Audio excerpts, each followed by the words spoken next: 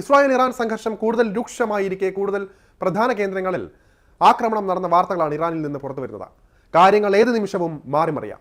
കീഴടങ്ങണമെന്ന ട്രംപിന്റെ മുന്നറിയിപ്പ് തള്ളിയിരിക്കുകയാണ് ഇറാൻ ഇപ്പോൾ. അതായത് ഏത് നിമിഷവും ഇറാന് മേൽ കനത്ത പ്രഹരം അമേരിക്കയിൽ നിന്ന് പ്രതീക്ഷിക്കാം. ഇതിന് പിന്നാലെ ശക്തമായി ഇസ്രായേൽ ഇറാനെ ആക്രമിക്കുകയാണ്.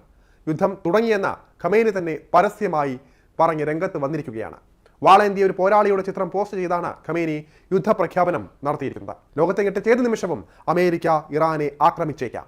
ആണവ കേന്ദ്രങ്ങളെ ലക്ഷ്യമാക്കി അമേരിക്കയും ഒപ്പം ഇസ്രായേലും ഇറങ്ങുന്നുവെന്ന ബോധ്യത്തിൽ സർവ്വസജ്ജമായി ഇറാനും നിലകൊള്ളുമ്പോൾ ലോകം കണ്ട ഏറ്റവും വലിയ യുദ്ധത്തിലേക്കാകാം പോക്ക്. സമാധാന ചർച്ചകളോ വെടിനിർത്തൽ അഭ്യർത്ഥനയോ അമേരിക്കയുടെ ഭാഗത്തു നിന്ന് ഇനി പ്രതീക്ഷിക്കേണ്ട എന്ന് വ്യക്തമാക്കി കഴിഞ്ഞു ട്രംപ്. അമേരിക്കൻ പ്രസിഡന്റ് ഔദ്യോഗിക ജീവിതത്തിൽ ഏറ്റവും നിർണായകമായ തീരുമാനമെടുത്തതായാണ് വിദേശ മാധ്യമങ്ങളടക്കം ഇപ്പോൾ റിപ്പോർട്ട് ചെയ്തുകൊണ്ടിരിക്കുന്നത്. ഇന്ത്യൻ മഹാസമുദ്രത്തിലെ ഡിയാഗോ ഗാർഷിയയിലെ സൈനിക താവളത്തിൽ 4 അണുബോംബുകളും ആക്രമണത്തിന് സജ്ജമാക്കിയതായിട്ടാണ് റിപ്പോർട്ടുകൾ. ഒരു വലിയ ആക്രമണം ഉണ്ടായാൽ ഇറാന് അത് അതിജീവിക്കാൻ ശേഷിയുണ്ടോ എന്നും പരിശോധിക്കേണ്ടതുണ്ട്. വ്യോമാക്രമണമായിരിക്കും ഇറാനെതിരെ ഇസ്രായേലും അമേരിക്കയും ആദ്യം കൈക്കൊള്ളുക. റഷ്യയുടെ അടക്കം സഹായങ്ങൾ ഉണ്ടെങ്കിലും ഇറാന്റെ ഭൂരിഭാഗം വരുന്ന പ്രതിരോധ കവചങ്ങളും അമേരിക്കയുടേതാണെന്നതും ഈ സന്ദർഭത്തിൽ നാം ഓർക്കേണ്ടതുണ്ട്.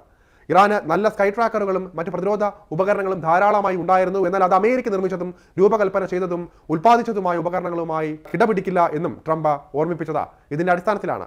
സംഘർഷങ്ങൾക്കിടെ പശ്ചിമേഷ്യയിലേക്ക് US കൂടുതൽ പോർ വിമാനങ്ങൾ വിന്യസിച്ചു കഴിഞ്ഞതായും റിപ്പോർട്ടുകളുണ്ട്. F-16, F-22, F-35 പോർ വിമാനങ്ങൾ ഉൾപ്പെടുന്നുവെന്ന് വ്യക്തമാകുന്നുമുണ്ട്. ആണവായുധങ്ങളോ മറ്റ് കൃത്യതയുള്ള ബോംബുകളോ വഹിക്കാൻ കഴിയുന്ന B-52 വിമാനങ്ങൾ തിങ്കളാഴ്ച ഡീഗോ ഗാർഷിയയിലെ സൈനിക താവളത്തിലെത്തിയിരുന്നു. ഇസ്രായേൽ ഇറാൻ സംഘർഷം മൂർച്ഛിച്ച പശ്ചാത്തലത്തിൽ അമേരിക്ക അടക്കം സ്വരം കടുപ്പിച്ച സാഹചര്യത്തിൽ ഇന്ത്യയും അതീവ ജാഗ്രതയോടെയാണ് കാര്യങ്ങൾ വീക്ഷിക്കുന്നത്.